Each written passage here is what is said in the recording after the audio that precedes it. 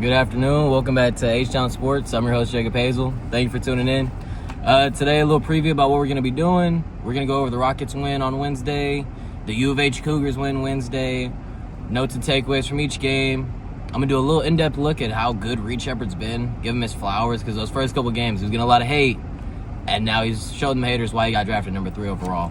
And then lastly, we got the NBA Cup today, playing the Blazers. Do a little preview for you and let you know what the Blazers got, who's on their team, and what to look out for. Start off, Rockets recap. We knew the Wizards aren't a good team. They came in on a 9-game losing streak. They're just not good. They got some good players. They got some good vets, but right now they're still young. They're still figuring things out. So we were expected to win this game. The first quarter started out pretty competitive. KD was being KD, though. He had 16 points in the first. Looked unstoppable. Just shooting over guys. Shooting over Alassar, who's 7 foot. I mean, KD's 7 foot, but shooting over a 7 foot with ease. A man just continues to be like an athletic freak. Like, he just keeps dunking the basketball. He jumps so high. It's so fun watching that guy play basketball. He made some great plays in the first quarter. And then, with like 3 minutes left, the game was 26-25. The Wizards putting up a good fight for the first 9 minutes. And then we kind of put our foot on the gas, kind of separated, showed them who we are. We went on a 14-4 run to end the quarter, so we ended up going up 40-29. So it was a solid first quarter for the Wizards, all things considered. And the Rockets were looking good. We had 40 points, so all things were clicking on offense. In the first quarter, Cam also had a nice dunk, so go Cam. Nice little dunk. Wishing you the best, buddy. Second quarter, we began to pull away.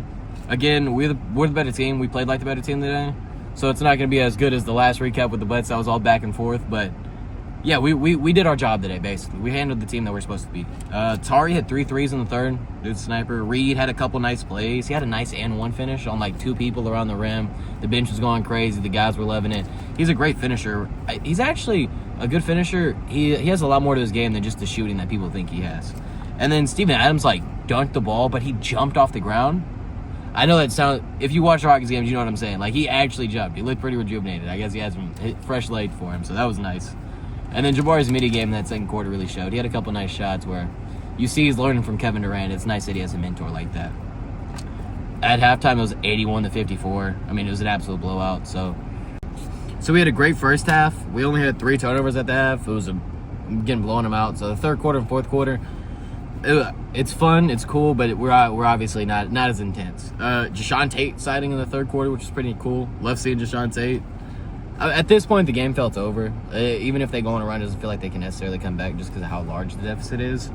But Amin had some really nice dunks where he dunks all the time, like on people, not necessarily like on their head, but with people in his face or in his grill, like around him. And it just looks so cool. I love watching Amin play.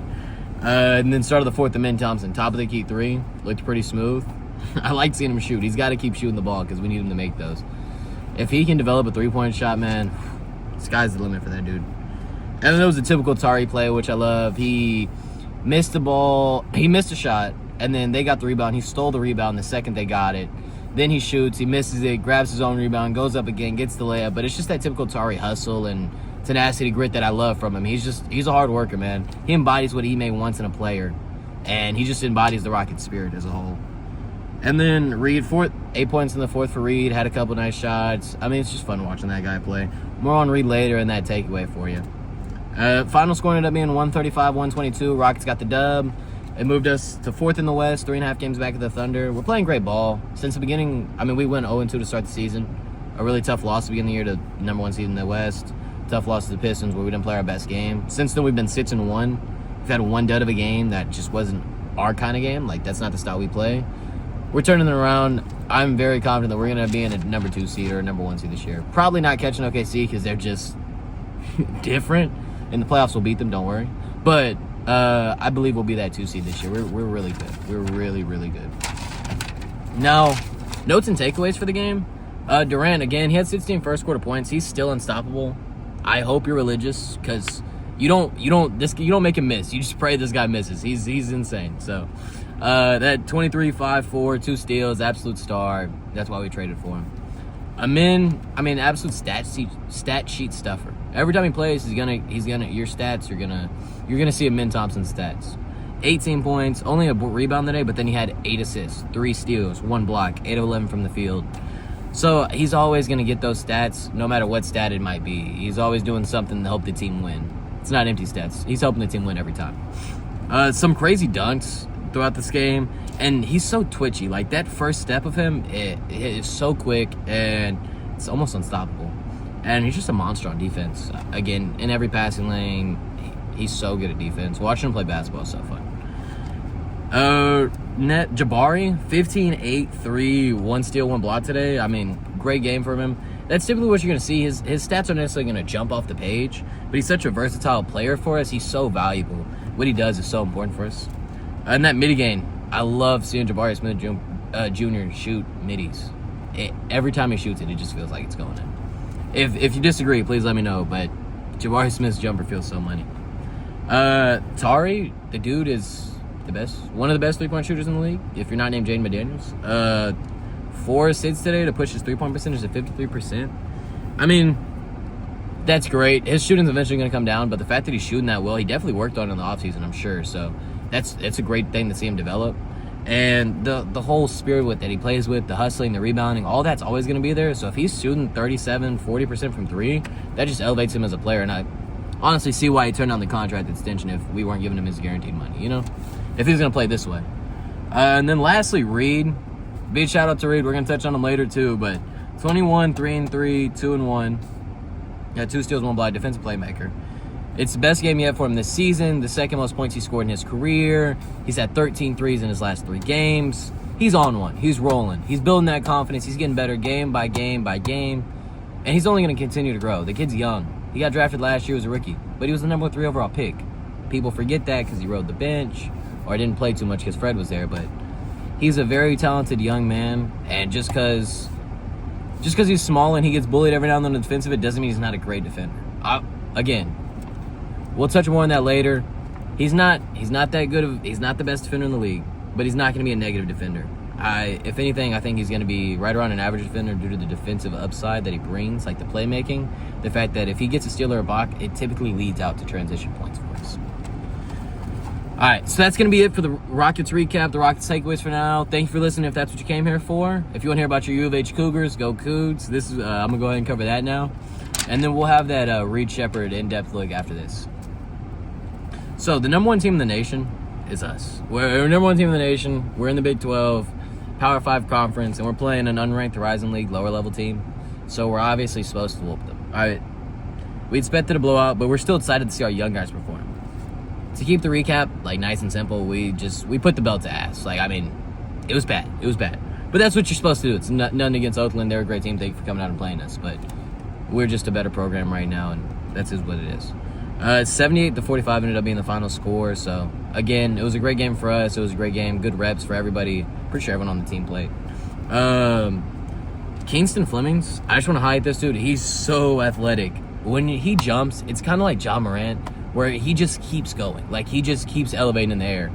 He had 1 dunk. I suggest y'all go look at his highlights. His highlight tape today was pretty cool. He ended up with 8 or 9 assists. Where he kept getting higher in the air, and he dunks it, and the bench goes crazy every time because it's just so fun to watch. His jumper looked smooth, and his first step, similar to Min Thompson that I mentioned earlier, it's like lightning quick. His is probably better. And he's so quick. He's so athletic. He's so talented. And he's also going to be a dog on defense for Kelvin. If you come to Houston, Kelvin's going to make you play defense, and this guy has the athletic upside, the athletic tools to be a great defender for us, and he will be. Next, Emmanuel Sharp. First off, thank you for last year, man. You were a huge contributor. We wouldn't have got to that national championship game without you. The huge shots during the Duke game. Literally, one of the best moments or watches of my life was watching us beat Duke. So, thank you for that, man. That Florida thing, oh well, bro. It happens. Emmanuel Sharp's a great shooter. He's continuing to be the sharp shooter that he is and the great defender that he is. And he helps stretch the floor because he's shooting it 5-6 feet behind the three-point line. The guy is, his range is limitless. I love seeing him shoot, and he's huge for our team. 5 of 9 on the game today from 3. Great shooter. That's what he does. All he does is make threes. Jojo Tudler, depoy for a reason last year. 2 steals, 4 blocks today. If he doesn't get in the foul trouble, he's getting you 5 shots a game. He's so good at defense. His arms are so long. He's able to move so well for his size. Great defensive player. I know Kelvin likes having him around. And then lastly, another young guy, Chris Sinak. He didn't have the numbers today, but he's been a very strong rebounder. which is something that we pride ourselves on at U of H. Like U of H, Kelvin's going to make you rebound. He's going to make you play defense. And Kristanek, as a freshman, has come in and rebounded and played defense. He's done his job. It's not necessarily popped off the page yet, but the fact that he's doing his job, rebounding the ball well, playing defense well, that's all Kelvin's asking of him right now. Because we're only 3 games into the year. Everything else will come with time. Again, 3 games into his collegiate season. He's good.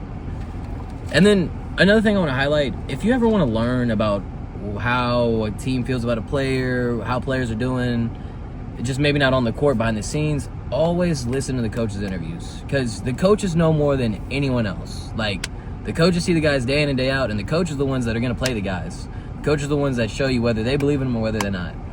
So I just wanted to bring up the fact that he brought up Kinston Flemings and Kristanek Jr. to the interview and just shouted him out, which was really dope. I mean, Kelvin Sampson's a great coach. He does these things all the time, which I thought was super cool, was him coming up and just saying he was proud of him.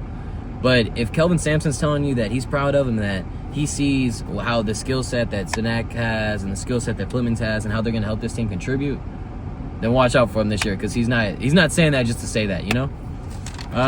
That's going to do it for the U of H recap. Thank you for tuning in for that, if that's what you were here for. And now I'm going to go ahead and do the in-depth look at Reed Sheppard. Reed has had a great start to the year. He wasn't necessarily looked upon as like a huge contributor coming into this season, because we had Fred VanVleet playing 35 to 40 minutes a game. But after Fred's ACL tear, that changed everything. We were instantly looking at Reed Sheppard like he's got to be our guy. I mean, we're going to need him to step up. We need a point guard play. And we drafted number 3. He has the pedigree. You got to do it. And 24 minutes a night, he's averaging 12, 2, 3, and 1.4 steals, which I think is great. To go along with 50% from the field and 50% from 3, which I think is huge. The fact that he's knocking down his shots, because that's what we need him for. The other stuff will come, but the main thing we need him out there for is to space that floor and be a point guard and just make the right passes. And so far, he's been a shooter. He's been a sniper. Offensively, like I said, he's been that floor spacer we need, and he keeps making the right read. Earlier into the season, the first few games, I feel like he was rushing his plays. He was maybe a little hesitant or not fully confident in himself in the play he was making, and it led to a couple turnovers that he could easily improve on. And as you can see, he's easily improved on those over the past few games. He had a turnover today where it was just like a bad pass, nothing to do. It was transition, moving too quick, basically. But he's taking care of the ball better, just made the right pass, getting the entry passes in there, passing the ball to Kevin Durant. So he's developing game by game. Still young. All these guys are still young. And then he stopped taking too many dribbles, man. He talked about it that Amin was going to punch him in the face, but he kept doing that. He would be wide open, take one extra dribble, and then shoot. He's a sharpshooter. Just shoot the ball, man. You're wide open. So I'm glad Amin threatened to punch him in the face, because he probably would have done it. Amin is a crash out. And then defensively, he's a playmaker. Like, occasionally he's going to get bullied because of his size, and I get that. But I truly believe he can be an overall positive player in the league. Like, he's constantly getting deflections and pokes. And these often lead to transition points. It's not like these are just posts out of bounds. Most of the time he gets a steal, it gets thrown up, and we get a layup or a dunk out of it. He's not going to be the best defender in the league ever one day, but I genuinely think he can be an above-average defender, especially for his position, and especially for his size. He's only shown growth and improvement since he's come into the league. I mean, it's only his second year. And with his skill set and his talent, I believe the sky's the limit, man. I don't want to put any limit on anybody, especially on the Rockets. Everyone on the Rockets, they can do whatever they want to do, man. I believe in them. So that's going to wrap it up for the Reed segment. I just wanted to highlight him, man. He's been really good. He deserves the love. He deserves the attention. And he's been a great player for us, man. Been a great player. To cap the video off, I wanted to do a preview of the game today, talk about Portland Trailblazers, give y'all a little bit of information about them so y'all know what to expect. So far, they're 8th in the West. They're 6 and 5, so only a game behind us. They've been playing really well, especially considering their expectations to start the year. They've been about a league average team in terms of offensive points per game and opponent points per game allowed. But again, it's been a successful season thus far. Denny Advia is really, really, really good. 26 points per game, 6 and then 5 assists essentially. 49% from the field, 38% from 3 to start the year.